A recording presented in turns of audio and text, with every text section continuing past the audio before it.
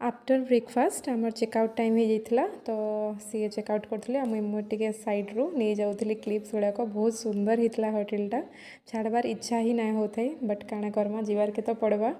आम रेडी ही गलु मालकानगिरी माने बाहर लगे आउ ये आमको वार्निंग देते 2 जन को मुई 2 घंटा 3 घंटा तो गाड़ी नहीं अटके तुम्हें रेडी हो जाओ।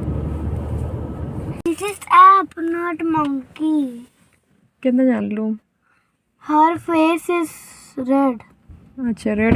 लंच टाइम हो जाता अराउंड 2:45 आम एटा खाइलु टे सूप पीला बिरयानी आसीगला और जबरदस्त टेस्ट पूरा तांकर मसालार फ्लेवर भी अलग साउथ्र बिरयानी एक बिरयानी बहुत बढ़िया लगुच आम ओडिशा थी मत शायद ही एंता बिरयानी मिलवा मत ना लगवा बहुत ही टेस्टी